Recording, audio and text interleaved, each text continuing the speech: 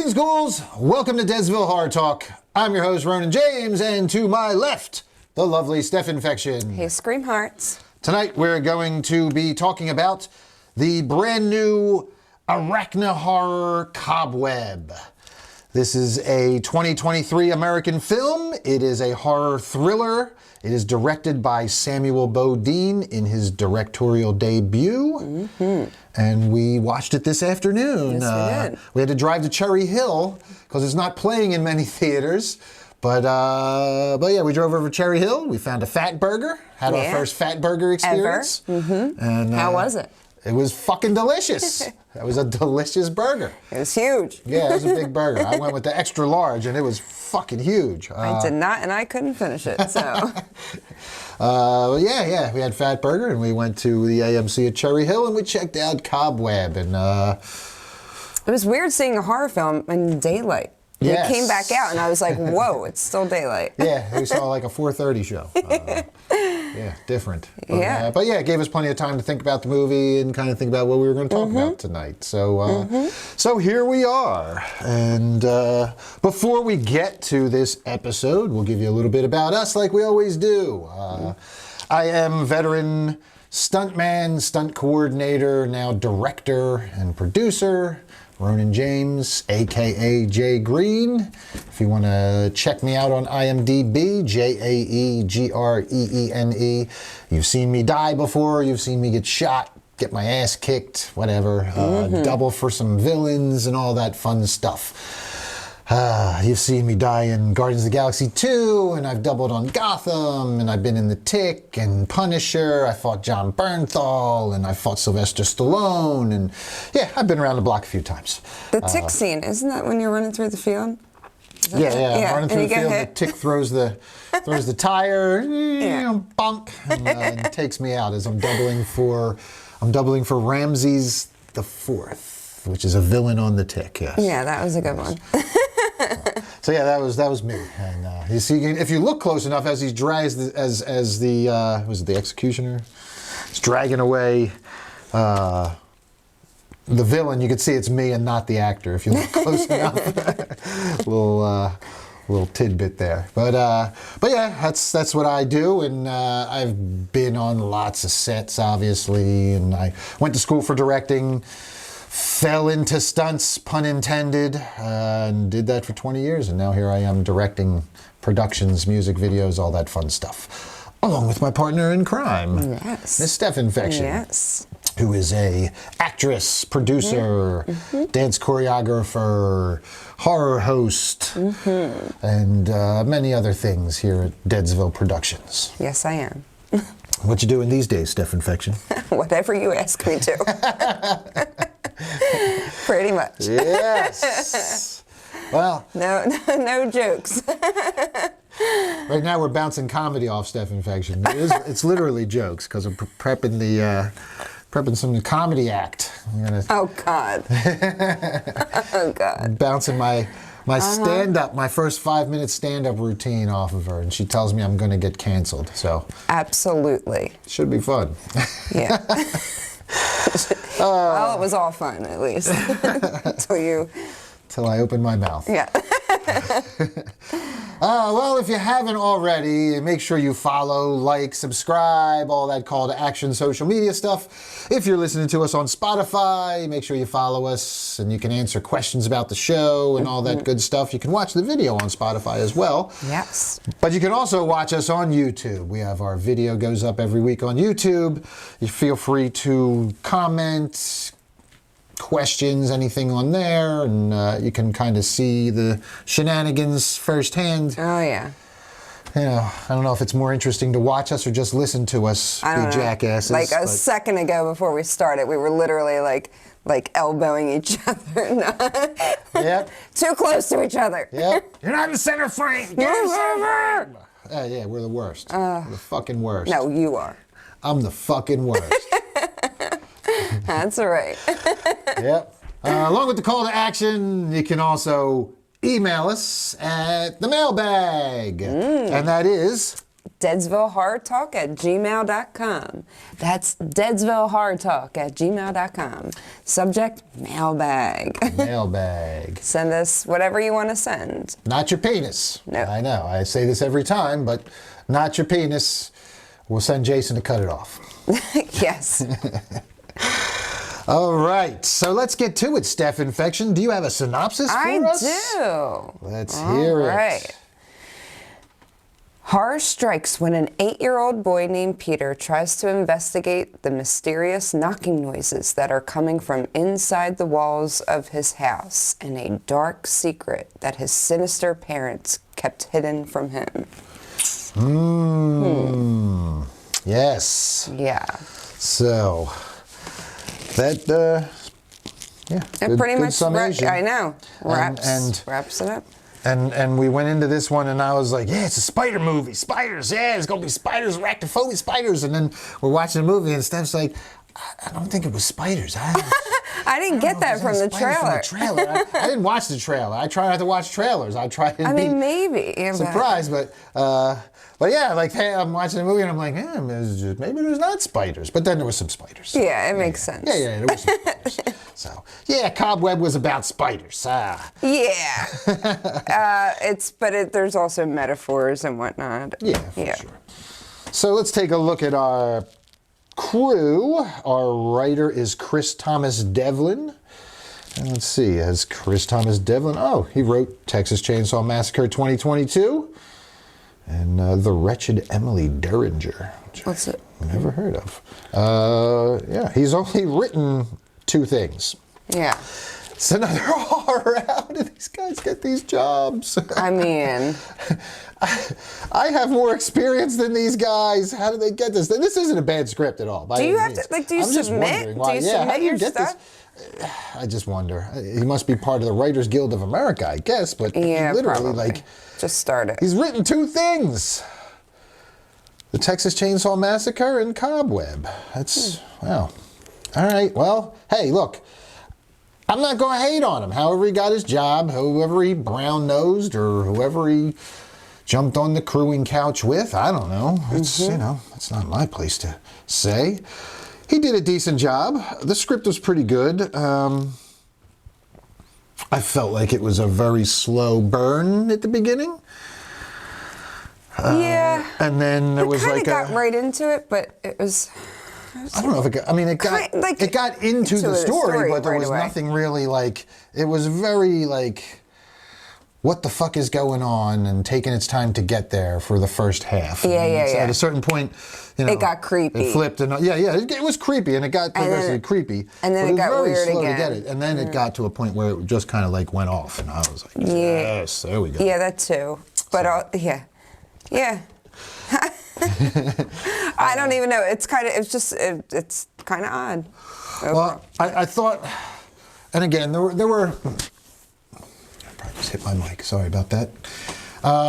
There were some questionable character decisions with the writing. We could talk about once we get into the spoilers. The writing wasn't great, but it wasn't bad. I mean, there was a good different take. There was a good setup, and you kind of dug and found out the trivia that this was based on.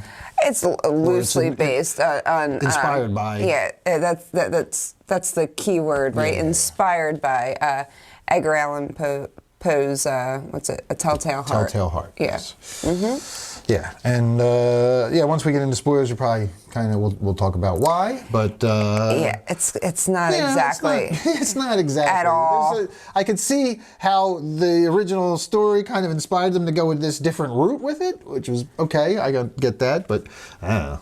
It's not like that. So if you think that we're spoiling, it's literally not like that storyline. It's not like that at all. We've already talked about the secret and the knocking noises in the walls, and that's about the extent of the influence of it. Yeah, I guess. That's it. That's pretty much it, because there's a knocking in the walls, and it's not like the Telltale Heart ending or anything like that at all. So not even. Yeah.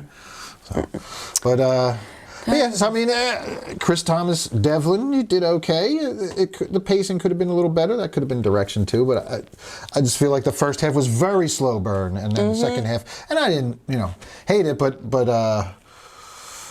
it did have me just a little frustrated with, come on, where are we going? Let's go. Let's get there. A little bit. Yeah. There were a couple of times and I was just like, okay, come on. And then there was a couple of times when there was, like I said, like we talked about, and we'll get there more, but some character choices where I was just like, really? You're just not going to... Oh, some of it infuriated me at the end. I mean, I was yelling. Mm-hmm. There were some things... We were the only people in the theater, by the way. Yes, it was just us. And we smuggled our fat burger in. Yes. So, yes, we brought the fat burger into the theater in my backpack. And Pictures to be posted, if not before this airs. Yeah. But yeah, all right, so that was our writer, Samuel Bodine, I don't know, Bodin. This is his directorial debut, but he is known for, well, how is that? He's the director in Tank, a miniseries. Okay, these are TV series. So this is his theatrical, yes, he has directed some shorts. Oh, he did a Gojira music video. Look at that. A couple TV series, TV miniseries. Yeah. Oh, Marianne. Is that the... what? Yeah, Marianne. This was the Netflix thing with the evil spirit with the radio. Yeah, that was pretty creepy. Oh, yeah. Marianne was on Netflix, I guess, like, was it last year? 2 years ago? I didn't see it. Oh, 3 years ago. 2019. That's 4 years ago. You can't. 2023. Yeah, whatever. Anyway, yeah. If you remember a creepy series called Marianne, or a creepy, it was it 8 episodes? Yeah, 8 episodes. That was on Netflix. He was the director of that. Okay, so it makes a little more sense that this would be his like theatrical, because he does have experience directing. Yeah. And he directed horror, and he's done it for So he's not a bad choice. No, not at all. It actually makes sense. He looks pretty young too. Looks like a young kid. Mm-hmm. Cool. And this is the direction was good. I mean, there was some like some of it. Creepy, like the the cinematography and everything, the way stuff was shot. Different, and I don't want to get into spoilers. I'm trying to describe without getting into too many spoilers. I'm waiting for you to spoil There's something. Just certain things, and like in certain areas, there's like close quarters, like there's parts under the bed and different things where he got some great angles, and he gets some really good creepy shots, and he does a good job. He does a good job with that. Even at the end is like exploded with some crazy angles. Yeah. And there's one dream sequence in there, man. That was creepy as fuck. I was like, man, that was good. That's really when it I felt like that's when it really jumped off. When we hit that, I know. That was like, okay, now we're going to get going. We know I'm scared when I'm covering my ears and squinting my eyes and watching. All right, let's move on to our cast. Yes. So we have some familiar faces in this cast, and the biggest one that people are going to recognize is probably Anthony Starr from The Boys. Mm-hmm. Homelander from The Boys, who is fucking amazing in The Boys, and he is just like a super creep, and he's super creepy in The Boys, and he's like the evil Superman type, so he can literally just kill the world in like a blink, but he has to like pretend to be this hero all the time. And he's just so slimy. It's just such a great, he's just such a great character that you can fucking hate. But he takes that same creepiness, and I know you haven't watched The Boys, but he takes that same creepy vibe, like where you just kind of like, he has this outside face that he puts on where he's putting on a show of he's like the nice guy and he's like the perfect American and all that. But inside, he just wants to he's devious and he wants to kill people and he wants to fucking do devious shit. He's got fucking shit, like, fucking machinations just going off in his fucking head. And it's great. You look at him like a screw loose. He plays the father in this to our young Woody Norman. I, however, think the mother actress is going to top. She was great, too. You don't know who she is? What was she? She's in a lot of stuff. I know, I recognize her. What was her biggest one? If you're a Mean Girls fan, she's Janice Ian. Okay, well, yes, I don't know. You watched Mean Girls, I made you watch it. Yeah, but I vaguely remember her in it. She was much younger in that. Yeah. She's in Hot Tub Time Machine. Okay, she's in, yeah. But she's Janice Ian. Yeah. Yeah, she's the best friend. So Lizzie Kaplan, that's Carol. Yeah, she is. She was good in this as well. She was fucking creepy as fuck. Both of the parents are so she's in creepy. Now You See Me Too and Cloverfield. Yeah, she's in a bunch of stuff. I like the Now You See Me series too. Woody Norman plays young Peter, and he's the boy who has the creature in his room and hears the knocking, and he's the son of Anthony Starr and Lizzie Kaplan. And he does a pretty good job. He's not, he's a decent young actor. I didn't have any qualms with him. Yeah, no, he was good. Cleopatra Coleman plays his substitute teacher, Miss Divine. And I nicknamed her Pumpkin Buns. And if you see the movie, you'll know why. Mm-hmm. Pumpkin Buns. Just boop. Pumpkin Buns. Yep, they make a point to show. Yeah.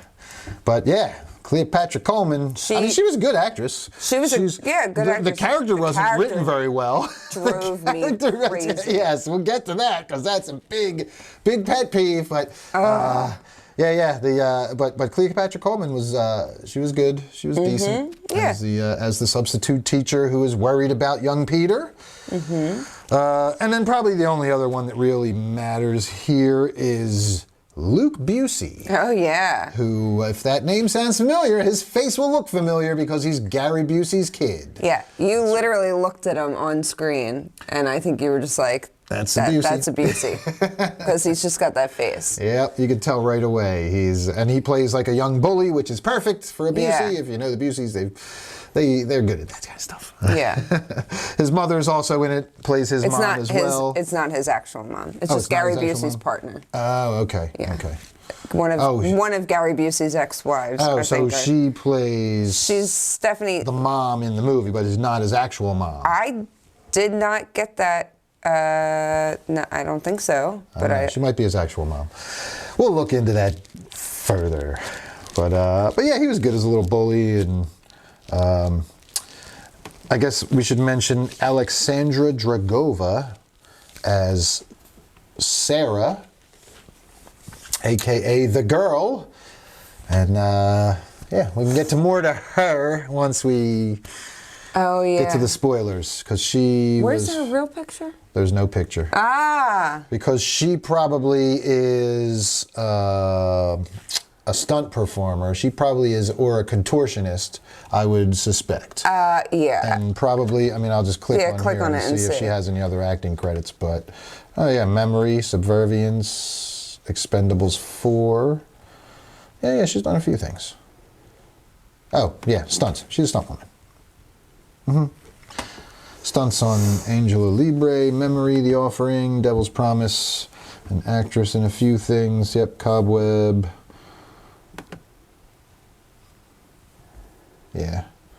Yeah, not too much here, but yes, she's contortionist. She's in a TV series as a stunt double. So Alexandra Dragova. This movie was shot where? Bulgaria, Sofia, Bulgaria, if I remember correctly. Bulgaria. So there's a huge Bulgarian crew. All the names in the credits are. Yeah, when we're watching the credits, are like, oh, this is like Russia or something. Yeah. And aside from our lead actors, everybody else was pretty foreign.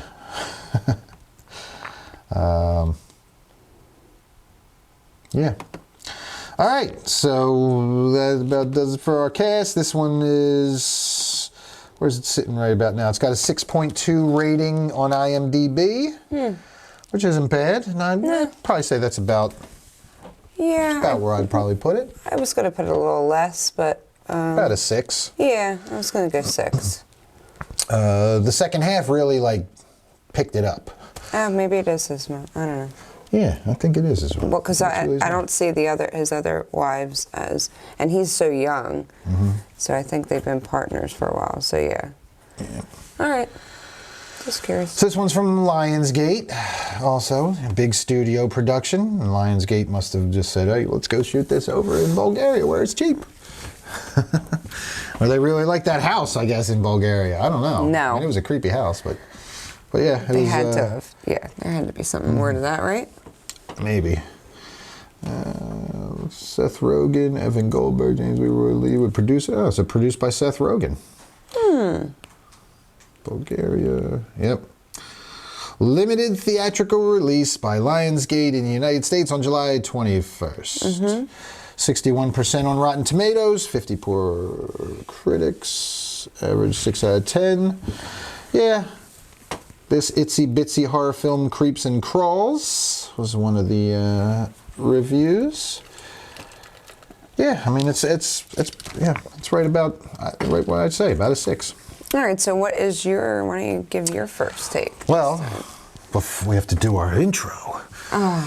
We're going to give our first takes, and this will be spoiler-free, folks. Yes. So with that being said, I'll go first. Yay, this is the first. I'll go first as I wear my Spider Girl shirt here, my Arachnid Girl. Woo! From Hot Topic, because I have no shame. I'm a fucking mall goth. I got you. Me too. My first take is I enjoyed it. The first half was slow, but creepy. And I started to worry that there wasn't going to be any spiders. I was like, is there spiders? What the? Maybe there's not spiders. But then there was there was like one spider at one point. I was like, look, there's your spider. There's a spider. Yay! And I was like, but yeah, like the second half, man, there was some creepy stuff in here. Second half was really good. There were some questionable character decisions like we always get. I feel like sometimes they just have no choice but to do some of these things because otherwise it's going to derail the movie, I guess. And we'll get to that in the digging deeper section. But yeah, there were a couple of fucking like the substitute teacher making some choices, and I'm just like, yeah. I mean, there's some things, but overall, I thought it was pretty good. I enjoyed the ride. I enjoyed the scares and especially the ending. The whole like last half hour was fucking. Yeah. It was definitely, and it wasn't as slow as say Unwelcome that I did my 1-minute movie review on, which was like an hour of slow bullshit. Yeah. And it was just stuff that was like so not integral to the rest of the plot, whereas this was slow, but the stuff was actually integral to the plot. And the performances by the parents really keep you creeped out and like interested. It really keeps you invested because you're just like, what the fuck is up with these two? I know. No, the performances are so good and they're so fucking creepy by the parents that it really keeps your attention, even though it's a bit of a slow burn in the first half. And the second half is just fucking great, man. I really dug the second half. Yeah, except for some. Well, yeah, and we'll get to that. Except for a couple character choices, but yeah. Yeah, I think I'm gonna pretty much ditto most of what you just said. I didn't find it as slow in the beginning. Like it was fine. We got to kind of like know that something creepy was going on pretty quickly. I thought it's just I was calling out things. Some of it I feel like I picked out, and then other ones I was just completely blindsided that that's the way that they were going. So it was fun. It was scary. But at the end, like, I have more questions now that we finished it. I have more questions. So I'm kind of like, where I thought where it was going just didn't. And now I'm caught with more questions. So I'm just kind of like, cat's got my tongue, because I don't know. Well, the end is a little crazy. The end is crazy. And like, once the twist is revealed, it just opens up a whole floodgate of, how did we even get here? I know. Like once everything comes out, you're like, man, I want to know everything now. I need to know, like, from point A, like the start. Oh, I need to know everything. I'm like, why? Just why would that happen? Why would this person do this? Why? Like, I have so many more questions, and I just feel like I'm gonna start spoiling stuff because I feel like I just have to get into it. But there was just so much. It was a lot of fun. If you haven't seen it and you're waiting for us to you're listening to us and you want to go watch it before you hear all the spoils, it's definitely scary. I think it would be, I could go either way, going to the theater versus seeing it, waiting for it to come out, Well, the biggest problem is it's not in a lot of theaters. Right? Yeah, so... and the other thing is that it came out the same week as Barbie and Oppenheimer. Yes. So it went up against the two biggest movies of the fucking year. And every other week this year, like you've noticed, we just have nonstop horror movies coming out every week. It's crazy. Every week. Like next week, we got to see Haunted Mansion. Oh, yeah. So, it's like this is only going to get a week of being the new horror movie in the theaters. And it's in very limited theaters. So the chance of seeing it in the theater is not great. Yeah. It's not one that I would say you have to, go out to see it in the theater. But if you're looking for something to watch while you're waiting for the other stuff to come out and you want to go to the theater, check it out. Yeah. But it should come to streaming at some point pretty quickly. I would suspect think so, because it's in such a limited release. Yeah. So, but definitely check it out when it comes to streaming. I definitely recommend watching it when it streams. Yeah, it's definitely creepy. It's got those moments where I was like kicking the seat in front of me. Like, don't look at me, don't talk to me, don't touch me. Well, at one point I grabbed it. I was like, oh my God! I freaked out. Yes. All right, well, let's get into our digging deeper. Break out the shovel, Steph Infection. Woo! Right off the bat, I'm just going to say things that kind of freaked me out, I guess, a little bit. Start at the beginning with the kid. I mean, we got to meet the kid. The kid's we find out that he's kind of like a sheltered kid. His parents are super overprotective. He lives in his creepy old fucking house. But did we get that right away? I forget the opening. I'm not going to say we get it right away, but let's just jump. We need to establish. I thought we did the knocking on the wall kind of pretty fast. I thought that's the first we started to get that knock, yes, because we get established that he's like a weird kid. He's a creepy kid in school. He doesn't have friends. He doesn't have any friends. Yeah. The fucking substitute teacher's worried about him, and he hears this knocking on the wall in his room at night, and he wakes his parents up, and they are just like, "Oh, stop! Stop lying! Stop making shit up! Just grow up!" And But putting him back to bed. First night, the mom walks him back, and then she's like, "It's just in your head," and then it wasn't that creepy right away with her, and the next time something happens, he hears, Peter, help me. Mm-hmm. And he starts yelling, and then the dad comes in, and he's like, I thought they were being cool at first. He was like, oh, it's probably he starts knocking on the wall and listening. Mm-hmm. And I didn't get any weirdness. Rats. He says, probably just rats. And I did call this, though. I said, that whole scene, it was like foreshadowing. Oh, yeah. But I didn't see the way it happened. With the rats in the wall. So we get with the rats in the wall. He's like, I got something for the rats. And the dad goes down and he gets the poison and it smells like... he's explaining to him, it smells like cinnamon and that. And you knew right away that was foreshadowing. We're like, I thought... Foreshadowing, cinnamon, smells like cinnamon. I didn't see that. I totally did. I leaned over you and said foreshadowing. No, I thought you were talking about their conversation. I was talking about the rat poison and I did not see that coming at all. Yeah. Until the end. I thought, because he said whatever the line was, he protect your family. Yeah. That was it. Always do whatever you can. No, he said something before that. He says to him, always do whatever you can. You do whatever you have to do to protect your family. That's what what the father says to him at the end of that conversation. Yeah, after he explains to him how the rat poison smells like cinnamon. Yeah, there was something he said before that.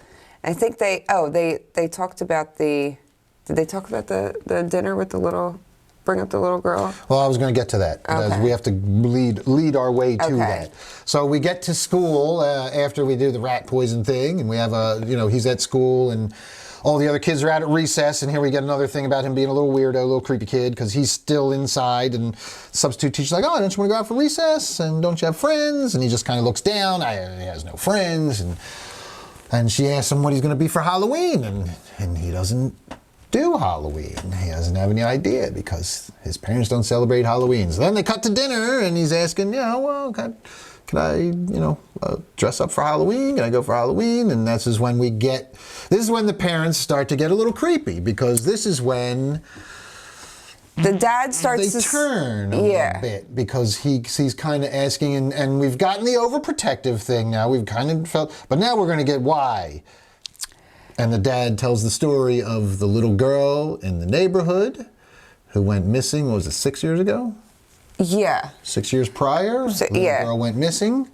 And the mom starts getting nervous, and she's like... And both the parents are visibly nervous. This is something that visibly shakes them. And this is why, now I remember, though, this conversation happened before the Help Me scene. Yeah. Because that was the point where the dad comes in and says, it's Rats and Milk, but I was like, oh, it's the little girl. You know, we just found out about this little girl. Yeah, is that the little girl? This is all in my head. head. Obviously, we're digging deeper, and that's not the case because but this is where your mindset's going. Oh, is it the ghost of the little girl? Did they kill the little girl? Because he did say a line before when he starts saying, the kid's like, what happens if they eat the rat food? And he's like, you know. Yeah. And before he says that last line that you said about protecting family, he says something about sometimes you have to kill things. Like, he said something about killing, and I wish I could remember it, but that's the point where I went, oh, that's foreshadowing. Before the last line and before, you know. Yeah, So right away I'm like, oh, they killed the girl and she's in the wall and it's her ghost. Like that's exactly kind of where you're thinking because they're creepy enough that you're like, did these motherfuckers kill that girl that was missing? And yeah, I mean there's a lot of questions. Like I'm constantly, you know, through this whole thing. You're like, did this? What could it be? This could it be that? And, and so then we get then the teacher is. We get the drawing. Yes. Well, first we get another knock at the wall, and we get more of the girl now kind of making contact with Peter. With Peter, and talking a little more, and him getting a little creeped out, and that's one thing I was like, what, this ghost? Because in my head I'm like, this is a ghost. I'm like, this ghost is talking a lot. like usually it's like very like hit or miss when you hear ghosts, especially through a wall. But they were having full conversations, and I was like, and they were letting us know that pretty early on. And I was like, oh what, this is weird. And I started like not liking it, but then we get some. Well, because you start to realize maybe it's not a ghost. Well, maybe there's actually somebody in the fucking wall. Yeah, and I was like, what is happening? This isn't ghost vibes anymore. But then again, who knows? Maybe. Whatever. You have all these questions, and your mind's going like, what the hell is going on here? Right. So as this is happening, we have back in school, again, substitute teacher, and Peter does a drawing, has a painting of his room and him in bed, and it's black, and there's just like "help me" written in the top of the where the wall is, where the wall is in his room. And the teacher sees this, and she's very concerned, and so after school, she shows up at Peter's house to knock at the door, and you get the creepy confrontation with the mom at the door. Yeah, and she's like, why are you here? And she's like, I just want to make sure he's okay. Oh, he's fine, and she shows him the painting, and the mom's response immediately, you could see that she's upset seeing it, closes it and goes, oh, this is embarrassing. Peter has such a, crazy imagination, and he makes up stories and stuff.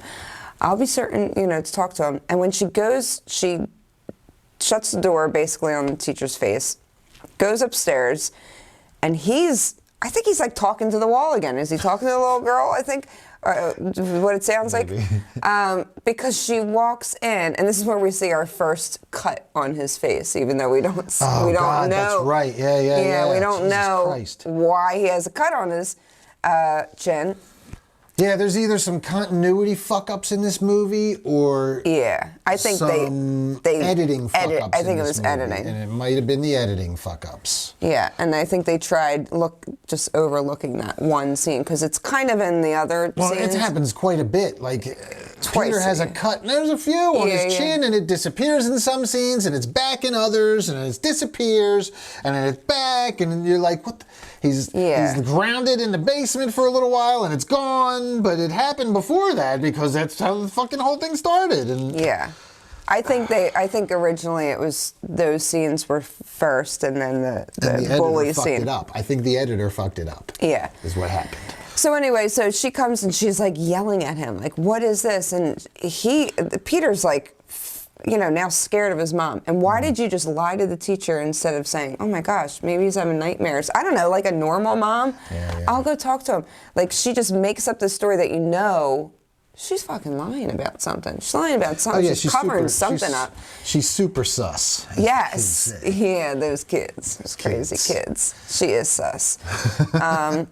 But she's like yelling, and then later on, at some point, we see her kind of, oh God. Was it the next scene? He says something about hearing a little girl, and the dad's like, "No, you didn't hear that. It's just the rats, and it's an old house. This creaks and whatever." And she goes, "Oh, she gets all nervous with the dad and shows him the painting and goes, 'Oh my God, well, he wrote this, he wrote this at school, and I was going to tell you about it.'" And like, instantly we're like, no, that was after the whole incident with Busey, though. Oh, probably. Okay. Yeah, so you're skipping the whole fucking bullying incident. All right, well, go on. I don't know. I got all these questions, but... So, yes. Just skipping right past that. Whatever. So, Jake Busey, or who is it? What is Busey? Which one? What's his fucking name? Which Busey is he? Child Busey. Oh, that's right. That happens then. Yeah, Luke Busey. Yeah. So the Brian character bullies our Peter character. They're all painting pumpkins. Yes, and that's where we get the... Brian smashes Luke's pumpkin. I'm sorry, Brian smashes Peter's pumpkin. And... pushes Peter to the ground. Pushes Peter to the ground, and that's when he gets the cut. Mm-hmm. So now the cut... And this isn't, and now I'm thinking it's not a continuity error. I mean, it is a continuity error, not an editing error, because what happens next, here's the next order of events. Peter gets pushed, he gets the cut. But we've already seen the cut in the scene prior when, didn't we? We already saw it in the scene prior. No, it's an editing thing, and I'll tell you that. All right, so anyway, at any rate, here's why I know it's an editing thing. Because he knocks him down, smash pumpkin, knocks him down, and then the next day he brings in a pumpkin and apologizes, but the voice is telling him he has to, and this was weird too, because the voice was talking to him at school, right? I think it was just playing in his head of what she already told him. I guess. That's the impression I got.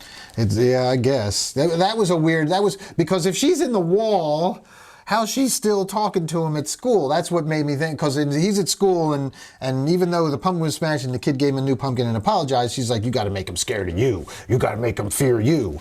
And the two kids, the Busey and another kid are walking down the hall, and you see him turn, and next thing you see is Peter walk behind them, and you hear, "Ah!"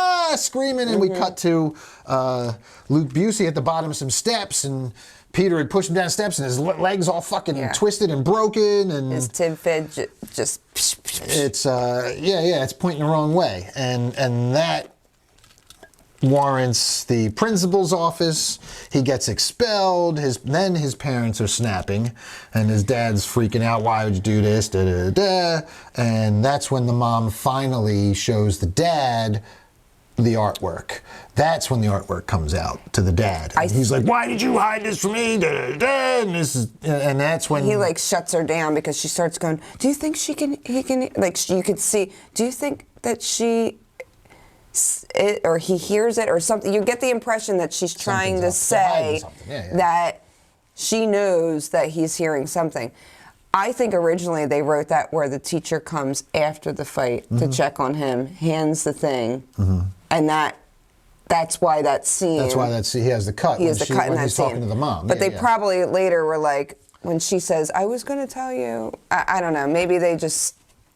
But here's the cut it up. problem, because he has the cut now when his dad is being told about the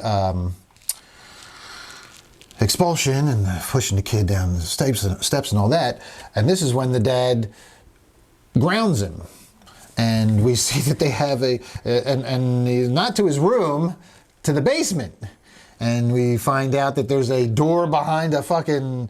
They have a hidden basement door behind a refrigerator, and they fucking pull that out of the way and unlock and keys, and they drag the kid down the basement. This is when we were like, and we're like, okay, what the shit. fuck is going on here? There's like a chain, and there's a grate with a fucking, and there's a teddy bear in the bottom of this pit. So with a creepy smile. With creepy teeth and shit. We're like, what the fuck? Is that like the girls who was that the girl's teddy bear? That's what I'm thinking. That's what you're thinking, is the girl who went missing, it's her teddy bear and it was down there. But it's not her teddy bear, it's somebody else's teddy bear. We're getting there. It was But you're like, what the fuck is going on? They got something chained down here in the basement. There's a pit with a grate over top of it, and these motherfuckers are locking their kid in the basement. Yes. For like days. And she's like, I don't know how many. So, all right, so that was, it felt like days. At any rate, so that happened. Now, during this time, we get our teacher who comes back again. Even after the original teacher is like, you went to a kid's house? Yeah. You know. Whatever. But she's already been told, like, hey. Don't go to the house. Don't go to the house. Pumpkin Buns is going back. Pumpkin Buns is worried about little Peter, and she goes back. Now, here's... this is when she got the nickname, when she walked up again, I think. I think it was the second.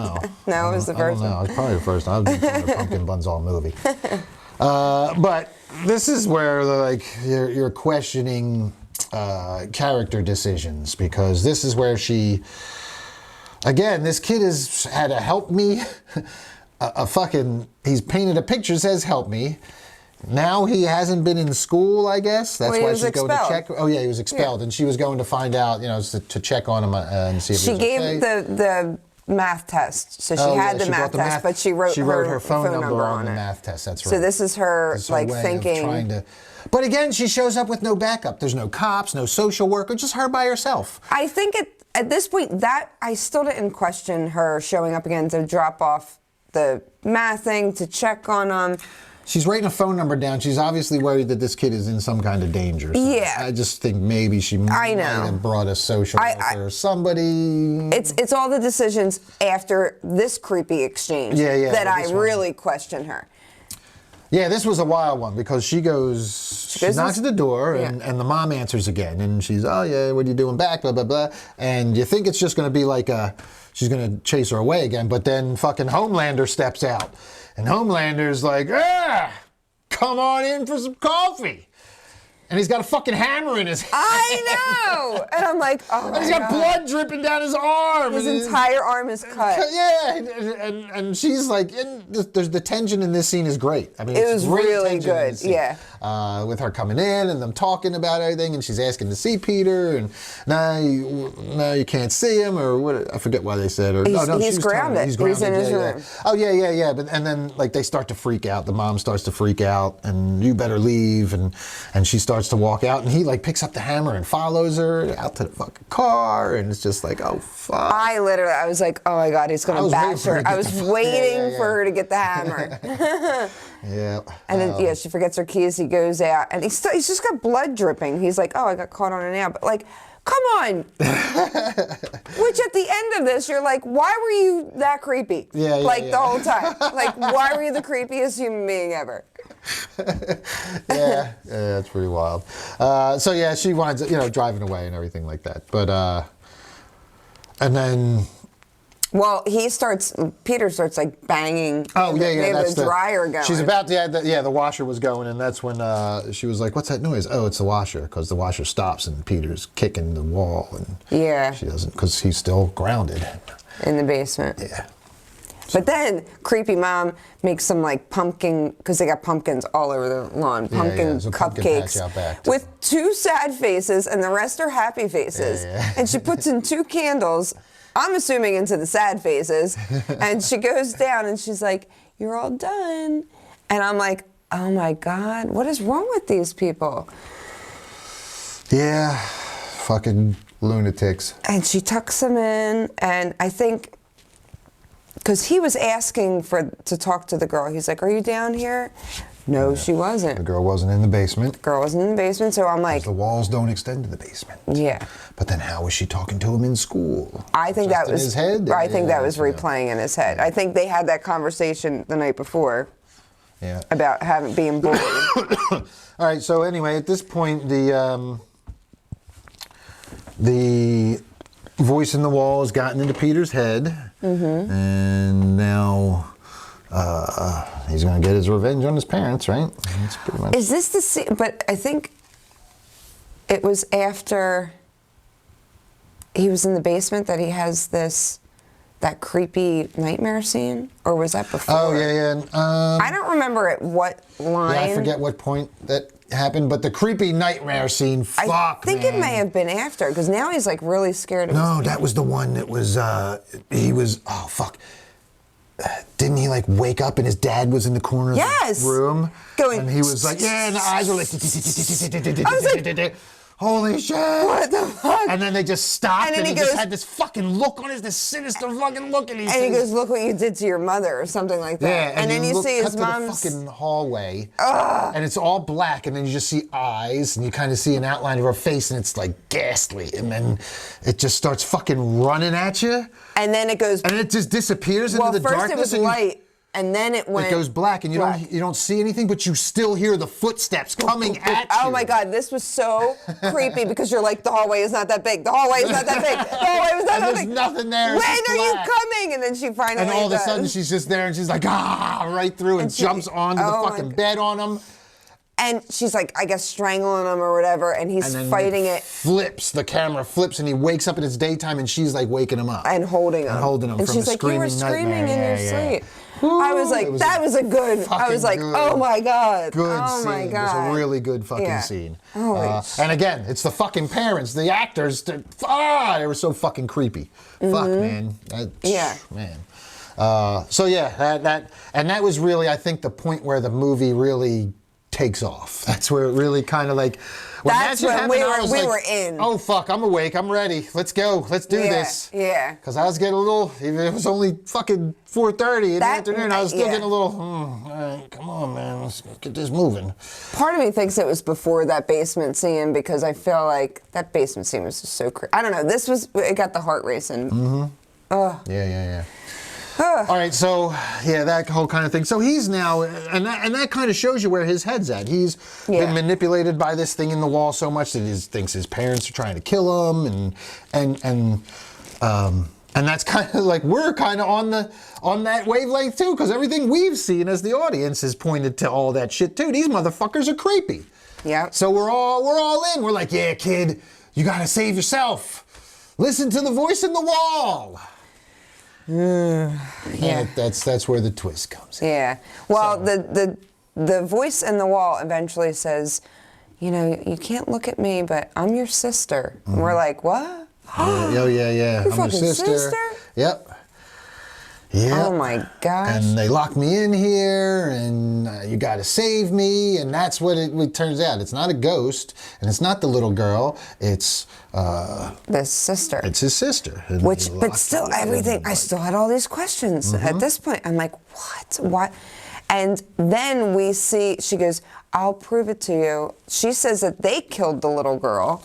Right.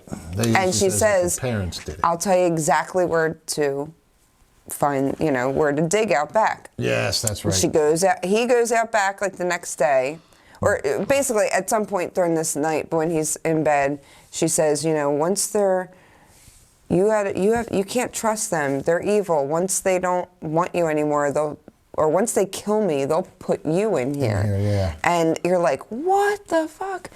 So he goes out back, and we cut to him digging. Yep.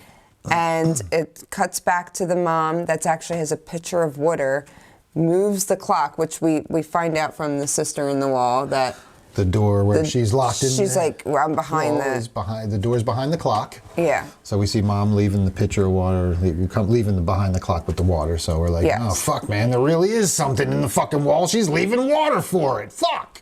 Yeah.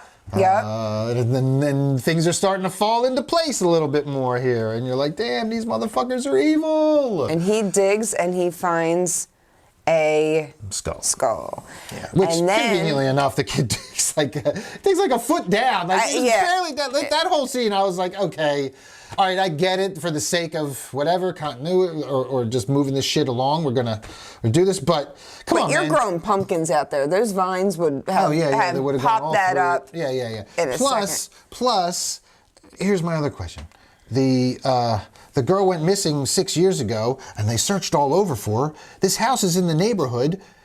They would have had dogs out searching for the body. They wouldn't have just gone into every neighbor's yard and searched all these yards, and that thing was only like a foot down. You couldn't have, the dogs wouldn't have found the fucking body buried in the backyard. They might not have done that. I don't know. Who knows? All right, it's questionable, but that's one of the things that I found questionable. It was just all too convenient. He smacks it, and it's just a perfectly formed skull looking right up at him. Yeah. Like they just leave they don't bury it in a bag or anything. No. They just put the skull looking straight up. So it's just so conveniently fucking placed. Like it was too movie-esque. Maybe he should have found a femur or a broken finger bone or something. Yeah. Just finding this. Yeah. Plus, I mean, that looked like a adult-sized skull, right? Did it look like a 6-year-old girl's skull to you? It could have been. I didn't see the actual cranium part. It didn't. We just really you saw just see the face. front, but I mean, it still looked like a. I don't. Wasn't it an 11-year-old girl or something? Was it 11? Yeah, it could have been. Oh, it was 6 years ago. Yeah, it was like an. It was 6 years ago that it happened. So yeah, 11-year-old girl. Yeah, I didn't get a good look. All right, I won't nitpick on that one, but it was only. It wasn't even like a foot down. The kid's digging for 2 minutes, and all of a sudden it's there, and he's like, oh. But then we see the curtain kind of go, and we hear the mom see him through the window and yell, Peter, and then she's going through the whole. And she's rushing out. Because she knows. Right, he's rushing to cover it back up, and when she gets out there, he spins around, he's holding a pumpkin, and Mama, since I can't go trick-or-treating, can we carve a pumpkin? And then she's carving pumpkins like a fucking lunatic. I know. There's guts and fucking ripping guts everywhere. Fucking stab. I'm just like, this fucking bitch is crazy. I know. Yeah. really crazy. And again, man, just fucking hats off to the fucking parent actors because they totally sold this whole misdirection. This is a whole fucking bait and switch. This whole fucking thing was a whole misdirection, and they are the whole reason it sold so well because they were so fucking creepy, man. I know. And this is the part because it's Halloween, right? It's Halloween day. I think she carves all these pumpkins. She goes upstairs, and that's when she. Isn't that when she? Oh no! We get the phone call to the teacher. He calls the teacher. Oh yeah, on Halloween. I think Halloween may be the next day. Well, he's just in danger. He feels like he's in danger. And we see the kid. He found the phone number that's on the test that they left, and he goes to the room to make the fucking call, and the mom catches him. And he's on the phone. He's looking at the door like this. He's looking at the door back, and then he turns his shoulder and turns around, and she's just standing in the corner. So she picks up the phone. She's like, "Oh, he's shy right now, but he wanted to thank you," and blah blah blah. So creepy, and I'm like, "Oh my god, she's gonna kill him." Now this is when it gets batshit crazy because he runs into his room. Now there's a hole in the wall, so we saw the sister's eye at one point. Yeah, we have seen that there is something talking to him in the hole in the wall at this point. Then he pulls the wallpaper apart at the bottom of the wall. Yeah, and she did say that she clawed through the walls to get to him. So he goes in and he's standing against it, and she's like, "What is that behind you?" And she sees the hole in the wall. And this is when she has an insane meltdown, panicking. What did you do? What did you do? Wait until your father gets home. And then she gets scared. She starts grabbing the wall and going, no. And then goes all the way to her bedroom. I'm like, oh God, she's gonna kill him. And then she locks herself in her bedroom. And I'm like, this was the point where I went, kid, get out of the house. Now's your chance. Go. Like, even if they're your parents, you just get out. Yeah. You go to the police station and say, hey, my sister's in the wall. Can you come look? Can you come talk to her? Because I'm sure what we see at the end would have came out, you know. Oh my God. Yeah. So then the dad comes home. Now he's in bed, and I'm like, these parents are gonna kill you. Like we're all thinking, all of us in the theater. All two, yes, all two. We were all thinking that he's gonna kill them, or he's gonna kill him. So he kind of like, he sees his parents talking downstairs, and he sneaks down on the steps, and just like very innocent looking, like looks through the banister. Dad catches him running up the steps. Well, and they're talking. You hear them talking about her, and saying some stuff about the sister now, and so a couple of little. You catch some words that again, you're like, there is somebody in the fucking wall. There is a sister. This is fucking insane. Like, what the fuck? And now you're like, what the fuck is going on? So how do we get to the dinner? Let's get to the dinner scene. Well, he goes upstairs and he's like, you know, tomorrow you got to help me. And then he kind of like goes out, and we have this moment where he says, half of these pumpkins are bad. We got to bury them and start over. Do you understand? And I was like, oh fuck! Like, they really put this bad sister. Like, what's wrong with her? Like, why'd they put her in the wall? Didn't see what. I don't know. I feel like they should have been honest with this kid at some point. Yeah. Because what happens is we get to Halloween dinner, and they're eating soup, which looks like mush. Oh, God. Cool. And I'm assuming it was like pumpkin soup or something. I don't know. And he's like, the dad's eating the whole thing. And I'm like, how are they letting this kid live? Like, well, the kid's just sitting there not moving. He's not eating. He's just sitting there staring down at his plate, and just kind of, and the mom and dad are eating, and then the dad starts saying, hey, did you put something different in the second he said that. I was like, yeah, it's the fucking cinnamon. It's the I went, oh my God, cinnamon. It's the fucking cinnamon. And said, yeah. And they're sniffing, and then mom's like, no, it is something. Oh, yes, cinnamon. And the dad stops eating. And the mom's still eating. And the dad looks at the boy's bowl, and he's like, and the bowl's full. And he looks at his bowl, and it's almost empty, and the mom's bowl's almost empty. And he looks at the garage, or the shed too, and the shed door's open, and it all adds up. Does he tell her stop eating or something? Did he tell the mom stop? No. Not, well, he says call 911 at some point. Oh, yeah. He jumped up and says, what did you, he goes, what did you do? Did you do something, son? Like, just asking. Not really thinking that this kid is going to say this, and he goes, you hurt my sister. And that's when he goes, call 911, and she runs over, and the phone line's cut. Yeah. And Dad falls over. He's puking up blood. Oh my God! It was like black tar. Shit, yeah. That's what it looked like. And he fucking keels over and dies. He keels over, and then Mom grabs a knife, and she's chasing Peter up the stairs and trying to get him, and she's throwing up now, and as she's dying, she says, "Don't let her out." And I'm like, oh no. And that's when I went, they were protecting him, weren't they? Oh no, what's going to happen? Fucking twist, man. What's going to happen? Fucking twist. Don't let her out. And I'm like, you don't, she kept saying it in her dying breaths. I'm like, no. Oh my God. And Peter takes the key, and he goes and moves the clock, and he turns the lock and falls back, and the door slowly opens, and we get our first look at the hair and spiders, and there's cobwebs in the hair, and he runs away. Yeah, he's we see the eyes and the teeth. That's when I think we're like, what glowing. The fuck? Like coming through the fucking black, and you're just like, and then you see the fingers kind of creeping and reaching through, and he just gets creeped out because it's this I guess it's human, but it's like a... Well, I think, didn't it start talking and you're like, that's not a little girl? I think that's what happened, and that's when he runs out of the room, yeah. Because... It sounded like a witch. Yeah, the voice changes from sounding like a little girl to sounding like a creepy old witch, a creepy old creature, and that's what it's like been tricking him the whole time. Yeah.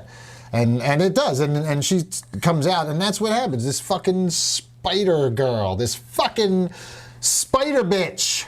Oh my God. Creepy fucking like contortionist chick walking on all fours, and the hair's all matted, like the hair's been growing forever, not forever. Cut, and the nails are long, and the smile and the teeth, like she's like a. It's we like don't a creature. see her face until the end. Yeah, we don't see the face until later. But all these scenes. So the bullies come back because we know that the bullies are coming back with older brothers. So there's outside. So the parents are dead, and the creature is now loose, and Peter goes and hides under his bed.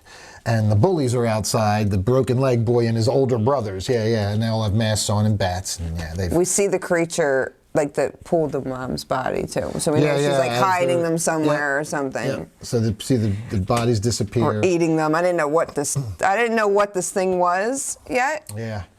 So then the bullies and kid come in, and they're smashing up the house. They're looking for Peter. They're like, "Oh, you home alone?" And smashing all the shit up. And then our spider bitch starts taking out these fucking bullies one by one. The first one we see, so like Luke Busey, who plays Brian, he's on crutches, and he goes in after the two older ones, and he kind of like slips on blood and falls. Then we have one of the older guys that was just smashing the piano. We see something on the wall like crawling, and I was like, oh, it's up in the corner, like a spider, and it just crawled over.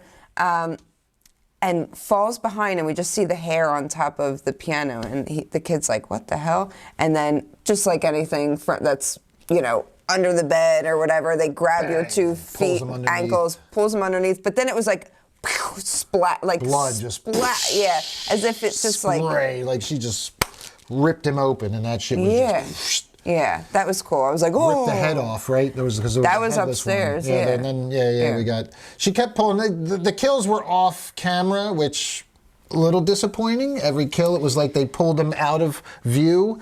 Even the one where, and this one was kind of good, but it's like an old, like where you see him and he's like hanging on to the edge and getting pulled down the hallway, and you don't actually see what's I appreciated this. And it kind of lifted him and banged him around a little bit along there, which I appreciate, but that's so old. We did that with fucking Krampus with the pull down the hallway. I know, but also it's like... I want to see the monster, damn it. That's why I was like, I don't like... I would have ruined it for me if I saw it too early on. And I'm not saying I want to see the whole monster, but you could have shown me like, for instance, when the head gets taken off of the one guy, show us, like, it grabs and rips, just a close-up of the head getting ripped off. It's just something of a kill. I hate off-camera kills, man. I don't mind them. I didn't like... This was R, right? This was rated R, or was this PG-13? Sorry. I think it was R. I don't know, actually. I thought it was R. Yeah, it's rated R. Yeah. So why not show some of these? They did show some stuff, but like... I think all the bully kills were off camera. Yeah. All the bully kills were off camera. Well, they were, but... like you never see it. Like you see a little bit of them get pulled or something like that, and then you see the blood spray. And that scene where he's under his bed and he's looking down the hallway, did you see how many times the guy was getting thrown and hitting the door? Didn't it seem a little weak? They kept coming back, and it was like, come back this way, and then you'd see him get chucked again. But it wasn't hard. No. He was just kind of like bumping into the wall. Yeah, it was like she was bouncing him off the wall and back to her, and then eventually she bit the head off or ripped his head off or something. And these kills, but off camera or not, were so vicious, that. This is why I hated the ending, because I was like, really? Well, we'll get there. Yeah. So she kills all the bullies, and then we really see and she's also said during this time, she's kind of been,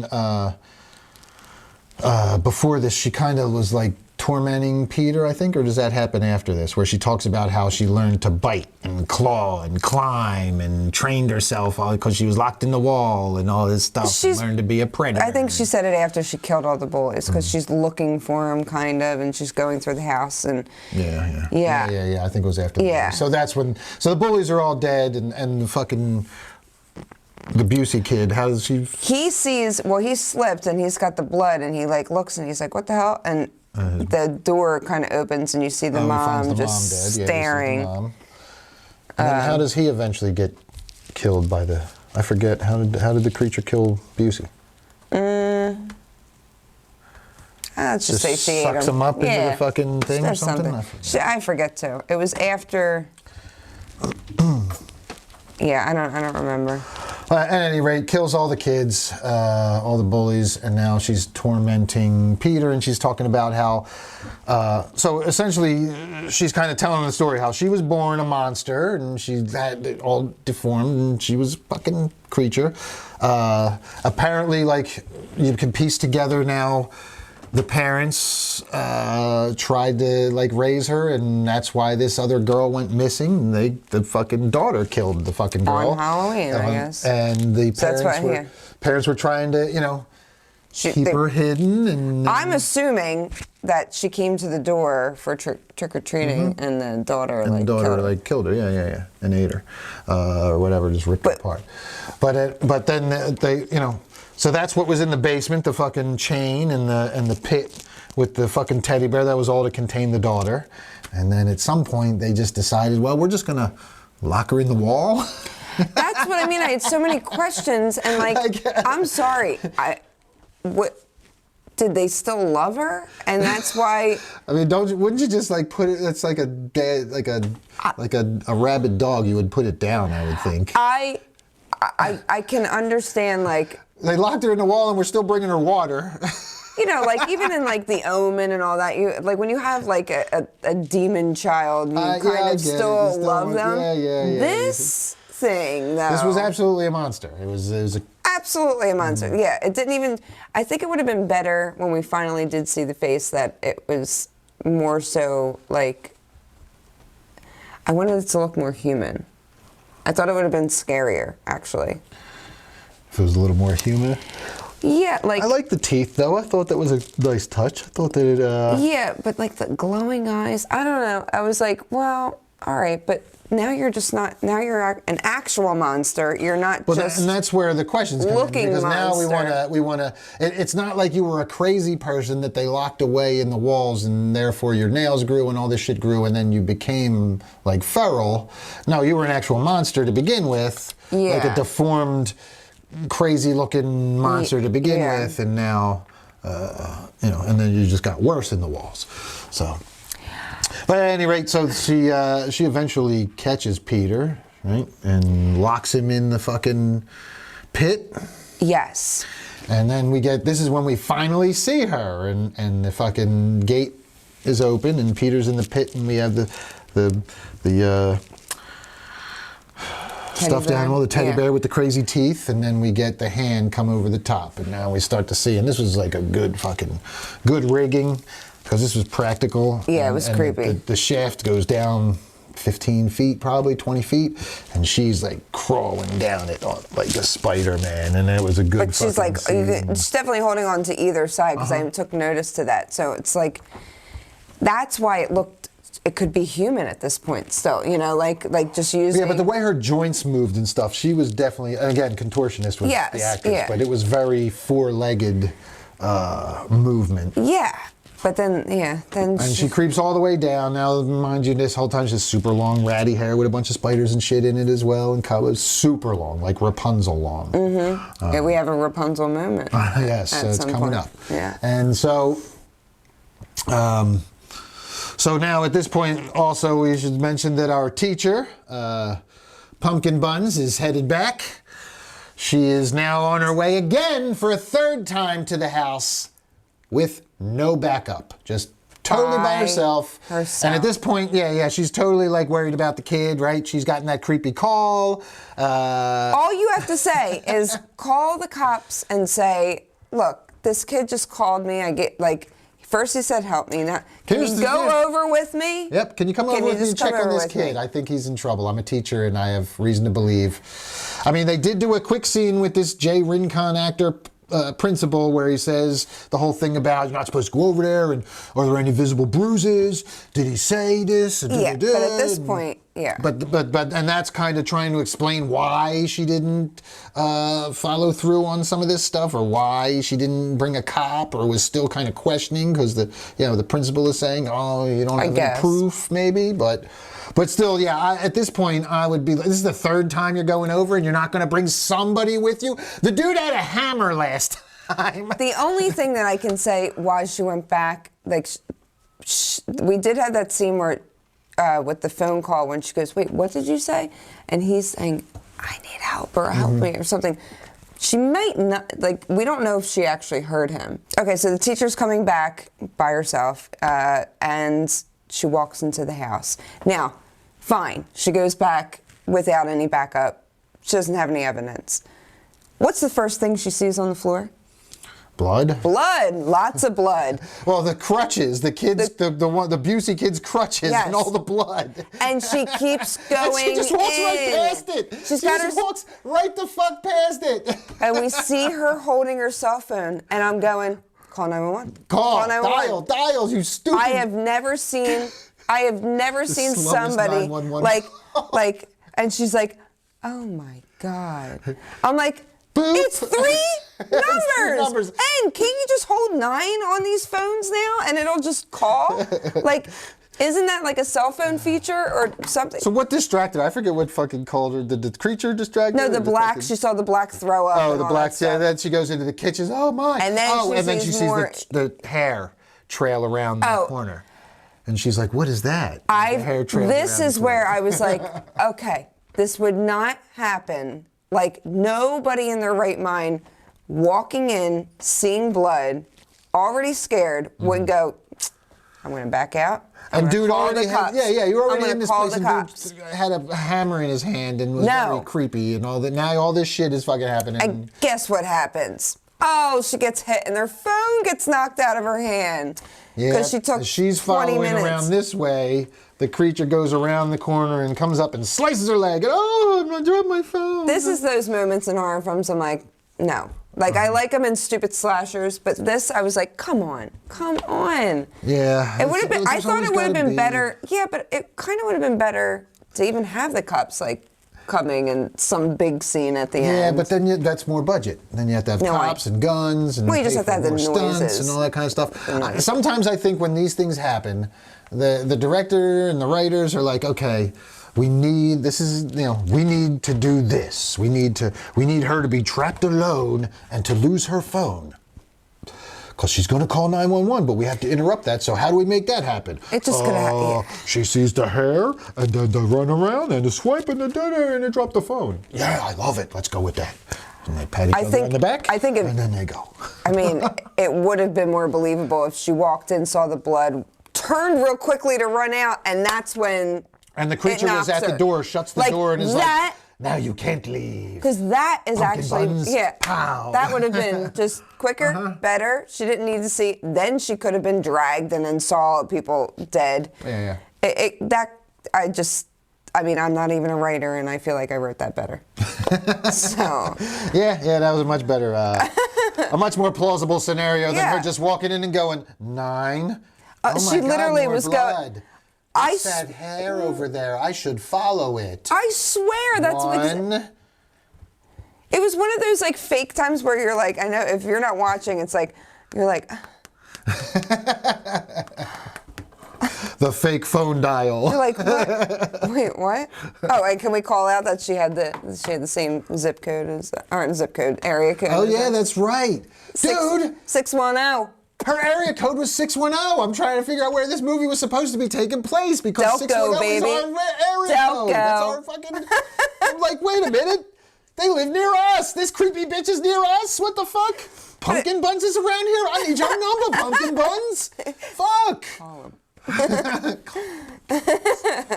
It was like a 610-148. Like, I don't even know. It was totally like picked up at 148. But we were like, you were like, is that 610? I was like, I think it might have been. Yeah. Delco, baby. Delco represent. I like that. So, yes.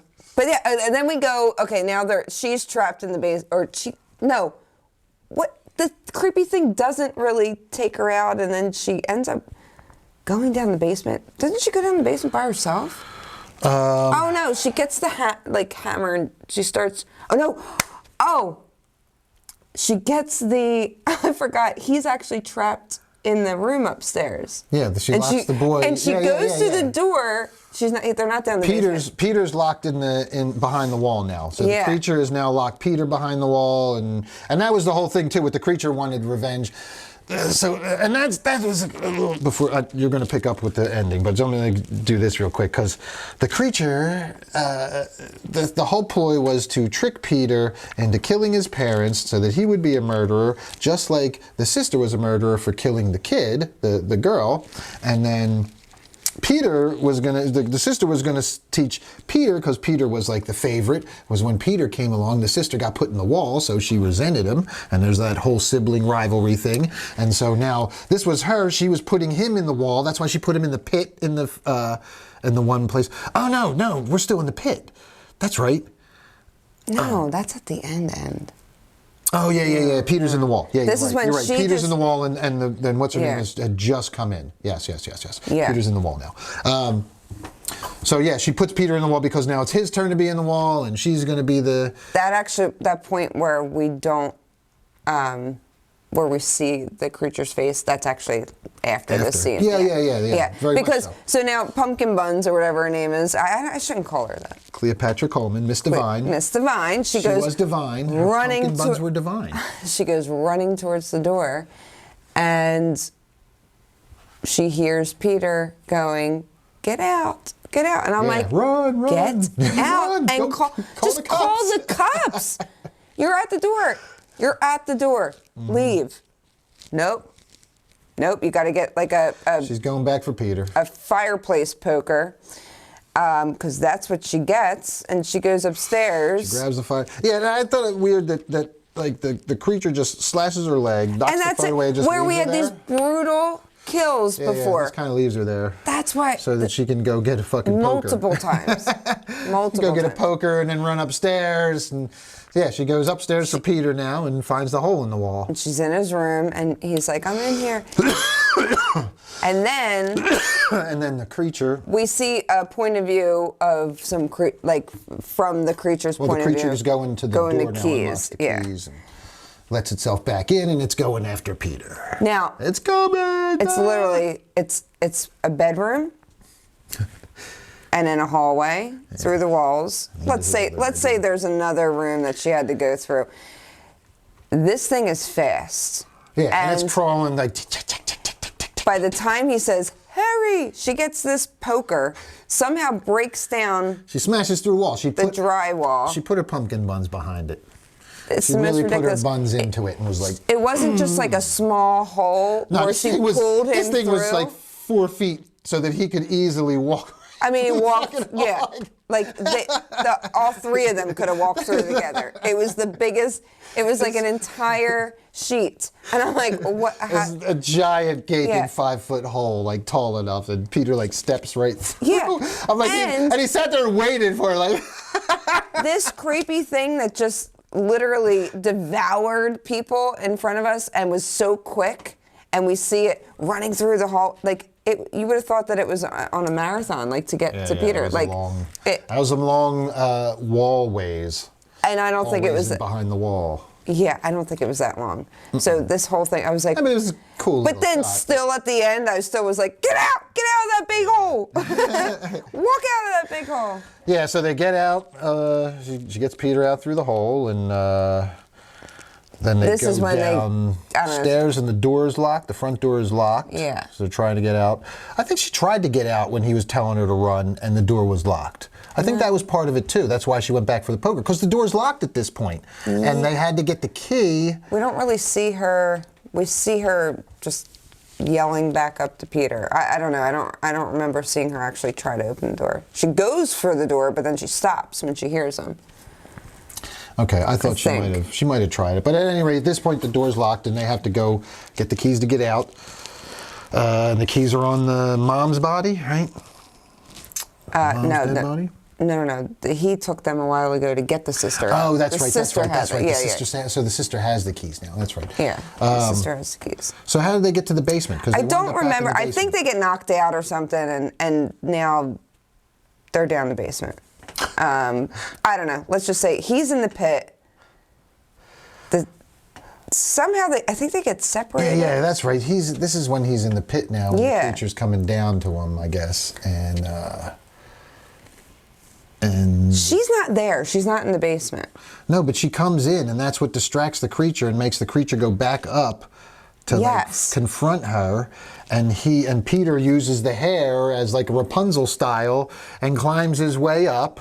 But even in that moment, when the creature, before he starts climbing up the hair to kind of like pulls her back, she's like talking to this teacher. I'm like, you just killed everyone with like a snap of your fingers.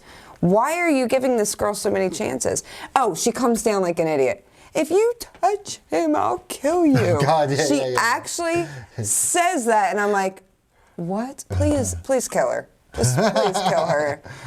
Why are you that's when the thing comes back up, and they're like, But then, Peter climbs up, which, I don't know, this kid is like the dweebiest little dork, and I can't see him being able to climb the rope in gym class that high, so him being able to climb Rapunzel style, hand over hand, while scaling the fucking 15-foot thing like Batman on the old TV show. Let's just say he could. For the sake of argument, he could. He couldn't. He was pulling. Well, then we get up to the top, and he's just like, pulling like her. the creature is gonna kill the fucking teacher, right? It's getting the jump of the teacher. But then Peter grabs its hair, and he's just yanking this bitch around by her fucking hair, and like keeps pulling. Yeah, dragging her in and holding her back, and then the teacher gets the thing and is whacking her, and they're both like beating her, and they fucking eventually knock her into the. I'm just like, this kid all of a sudden has like Hercules strength. This motherfucker is a little Hercules. He's just it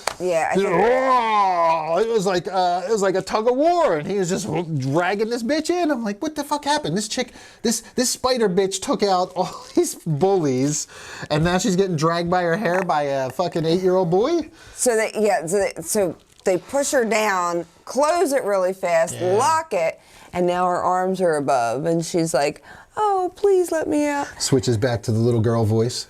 Yeah. And so they're going to leave. And this was a part, like, if all that didn't infuriate me enough, this last part I thought was so idiotic. You have her saying, I'll always be here, even if I'm down here. I can't be trapped down here forever. If you go to sleep upstairs, I will find you. If you do this, I will. Like, I was like, do you think that this kid is just going to be able to live in this house by himself? Time to move. Yeah. Before, like, somebody's going to come at some point and realize that everyone's murdered. Oh no, the teacher's going to take him to CYS or whatever. But that's what I mean. But they acted like they showed all these clips of him staying up there, and I was like, burn her. Like do something. Burn the whole house down if you have to, but burn her. And then the movie kind of ended. Yeah. We get like, is this a dream sequence? Don't she pop up at the end again or something? No, it was just it wasn't like a character. It was just like her saying that she'll always be there, and him showing like that he's like sleeping in bed, and she's going to be there, and then something else, and she's going to be there, and the then ending. I was like, what the fuck? We kind of turn around, and he just like looks up, like. But I was like, yeah, but that would never happen because there's no way anyone's going to let you stay in that house. Yeah. The adults. There's need to be some adult supervision here somewhere. Is there no adults? I don't know. I don't know. I mean, she would have gone. It all was just like metaphorical at the end, or dream sequence or something at the end, where it was just like. I guess. Mind fuck. Wouldn't you burn that? I would. Or at least you got to call somebody to come fucking take it away. Fucking government or some shit. Do experiments, find out why the fuck you got a spider bitch from a fucking human. Come on, we know enough of these movies. You pour some gasoline down there and you light it. Burn it with fire. Light it up. It's literally like every other movie. Well, that's our finale. That's our ending there. They just leave it at that. Yeah. Trapped in the basement. It was a really weird way to end the movie. But I have so many questions. Yeah, they just left so many questions now. Like why did the parents keep this? Well, that's the other thing too. Why wouldn't they tell him? Well, and why is it just now? Like the thing's been in the wall for years. Has this knocking been going on for years, and only now it's talking to him? Well, she had to wait. No, she said she worked her way through the walls to finally get to him. Okay. She did say that at some point. Okay, so that's when she had just gotten through all the walls, like clawing her way and gnawing her way through. Yes. Like a feral spider bitch. Yeah, Spidey bitch. You were going, go, Peter Parker, get oh, God, Spidey when bitch. he's climbing up the fucking thing, I was like, because it's Peter. I was like, oh, Peter Parker, there you go, Spider-Man, go. Oh, my God. Yeah, that's my rant. I feel... The fucking 8-year-old strength of Peter to fucking climb out of the 15-foot pit by this bitch's hair and then fucking chuck her around by her hair when adults were just dying left and right and getting splattered, and this motherfucker is like, ah, I gotcha! Ah, man, come on. My rant is on pumpkin buns going, are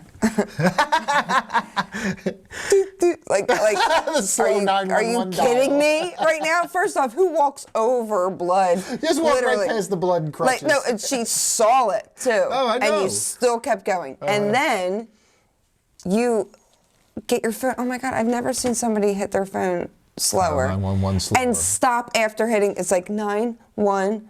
What's that? I was like, right? Bitch, hit the last one at least, so that at least connects, right? And that way, if something happens to you, at least 911's connected. They can trace the call and get there. Oh, that was infuriating. That was infuriating.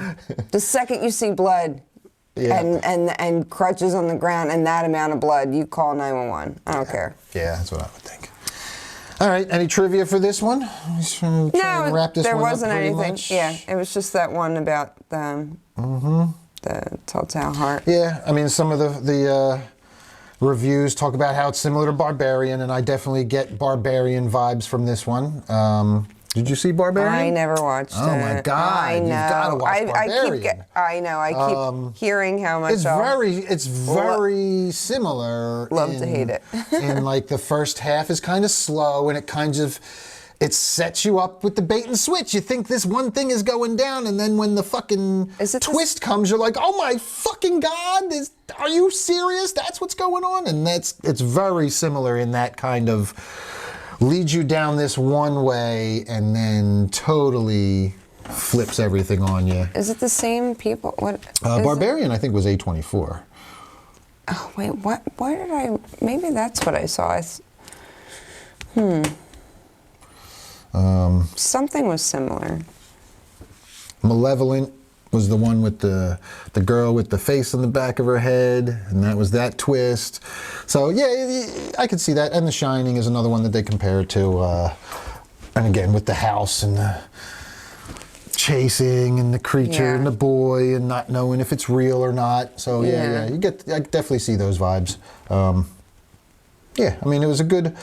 Overall, I enjoyed it. It was a decent movie. There was just, watching it. Just like with most movies, nothing's perfect, and there's plenty of flaws and script issues to be had, because sometimes you got to make these things work. Because, like a normal person would call the cops, if you call the cops here and the cops are there with you, then you got guns, and you have to get a whole nother.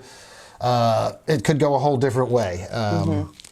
And they wanted to keep this, I'm guessing, kind of small and family and tight-knit. But so sometimes you have to write in some dumb decisions. It could have happened quicker, though. Yeah, I agree. You turn to run out the door and boom, done. Yeah. There's ways that you could have done things smarter, I feel like. Yeah.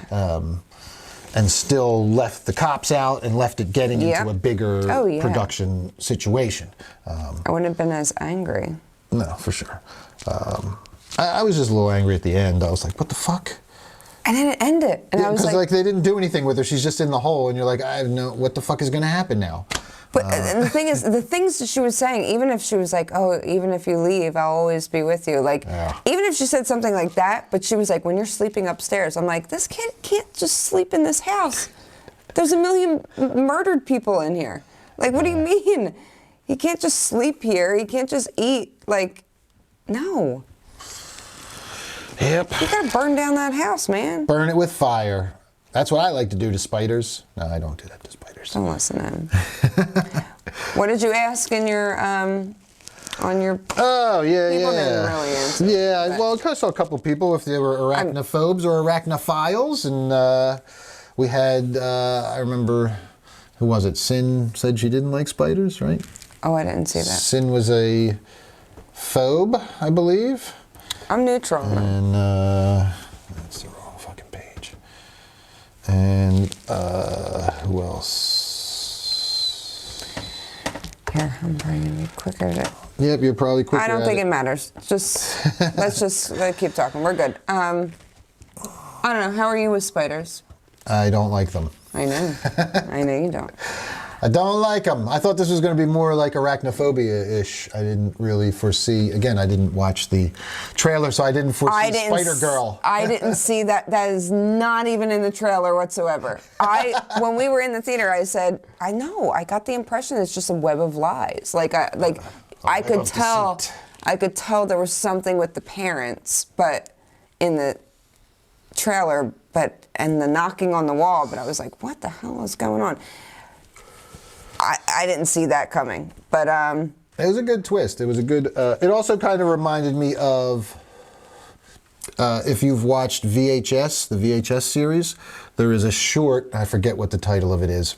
It's probably my favorite short in all of the VHS series. I think it's in 2, where these guys it's like 3 guys, and they think they're going to a party, but they get the wrong address, and the place that they go up into the attic, and these guys are like, they have this girl strapped down, and they're like chanting, and they think the impression that these guys get is that this woman is about to be sacrificed to like the devil. Like these guys are up to no good, and they're about to kill this girl. Yeah. So these guys, these party guys who just happen upon this, save her. They fucking free her. They release her, and they're like, come on, we're going to save you. They get her out. They get her into their car, and they're driving away. And their car dies on the train tracks. And, oh, no, that's right. Once they release her, before they even get her out of there, you see all kinds of fucking shit start happening in the fucking house. Handprints burning on the walls and stuff. They weren't going to sacrifice this girl. She was a demon, and they were trying to exorcise her. And these fucking idiots thought that it was that they were going to sacrifice this girl, so they thought they were saving her, and they were releasing the demon, and all these kids wind up getting killed. It's a really good twist, and it was a good. It was executed really well too, especially with like the handprints burning on the wall as the guys are running to get out of the house once they realize, oh shit, we fucked up. But yeah, I forget. Yeah, I don't know if I saw it was a really good one, and that definitely had that kind of twist feel to it. As I was watching this, once that twist set in, it definitely made me think of that VHS vignette. So, laughing at your my recent searches. Yes. Kitten sneezing a lot. So anyway, let's wrap this one up. Yeah. Final thoughts, Steph Infection. I liked it. It kept my, interest. Scares were really good. Definitely creepy. I definitely suggest seeing it. Don't go out of your way to see it. Wait for it to stream, but definitely see it. And I said like a 6 out of 10. Yeah. So some of the scares were really creepy. So I think it's a good take on it's just totally different. And we've kind of had the same crap. I mean, there's still some parent trauma in there in some way, or for sure. But it's not as like it's nothing like anything. It's not like beat you over the head with trauma. This is just like yeah, this kid's gonna be traumatized, but this, you see why. They don't tell you, like, they don't talk about it. That's the problem with a lot of these movies nowadays. Everybody's talking about the trauma. They're so quick to point out that we're dealing with trauma here. Trauma. Yeah. Okay, everybody's dealing with trauma. Trauma happens every fucking day. We're all going through trauma. Like, just let us naturally witness it like this. This was a good way to kind of Oh my God, I didn't see any of that coming. And that's why it's really good. Like, it has you questioning the whole time, and just when you think you're like, oh, I see where this is going, you're like, what? I did not see that coming, and now I didn't see that coming, and I really didn't see that coming. Yeah, so I thought it was good. I thought it was good overall. Definitely worth the watch. How about y'all? Yeah, I enjoyed it. Again, there's writing issues. There's stuff with the writing that I wasn't real thrilled with. But the scary parts were really scary, and the fucking creature was good. The performance by the stunt person as the fucking creature, that was really good, man. Really creepy stuff. The gore that was in there was good, even though it wasn't always on screen. They were splatting some blood, and there was fucking headless bodies, and that stuff was all really sold well. The acting, though, is what really did it for me. Like, if you don't have Lizzie Kaplan and Anthony Starr selling these parents and selling the fake out through the whole first half of this movie, you don't have a movie. It's so well done with the fake out that has you down this rabbit hole of these parents are evil, that when the twist comes, you're just like, wow, that's so good. I know. Yes. Fuck yes. You're So like, oh my God. but it's because of their performance. Those creepy mother effers were actually protecting They're actually him? good. Fuck. Well, I don't know about good. Not necessarily good, but yeah, because they weren't going to kill him, maybe? Right. Like we all thought. Yeah. But yeah, I mean, that's really, what did it for me. The acting was great.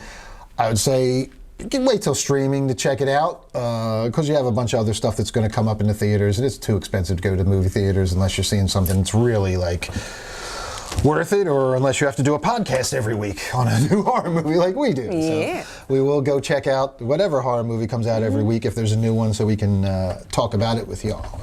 Yeah. But yeah, definitely watch this when it streams, and be a little forgiving. You'll enjoy it. The fucking creepy factor on it is off the charts in parts, man. It's really fucking good in spots. Yeah. And the fake out, yeah. It's very well done. It's very well executed, even if there was some questionable character decisions in there. Yeah. I thought it did a good job.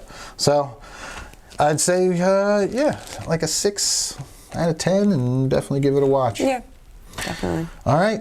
So that's going to do it for us. Once again, make sure that you like, subscribe, follow, shoot us an email. Next week, we're going to be doing the Haunted Mansion. We kind of know that already. Haunted Mansion comes out. Yeah, Woo! comes out this weekend. So, yeah, we're going to try and see it. And so if you want to, go see it, tell us what you think. Tell us how it, we have the original, and then we have the Muppets version, and now we have this new one, which looks kind of a lot creepier than those other two. Yeah, this one looks way more serious. And it's one of my favorite rides at Disney, so it's a good one.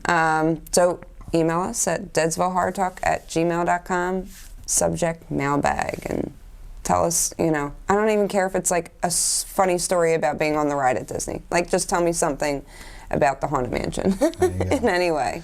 And keep an eye on our Facebook pages. As you see, when we're walking into the theater, we'll usually throw a question out there on our page or something and see who jumps in. Oh, Ben Specht also said he is a... Did he say he was a phobe? I think he said he was an arachnophobe as well. Oh, yeah. Yeah, Ben said he was an arachnophobe as well. Yeah. But I know I have some friends that are arachnophiles out there. They have like pet spiders. I don't know how y'all do that. But yeah, this is more about a creepy spider chick than spiders, and I dug it. So. Yeah. All right, fiends. Till next time, that's it for us here at Deadsville Horror Talk. We'll talk to you again next week for Haunted Mansion. Ooh. All right. Bye, Scream Hearts. Stay spooky.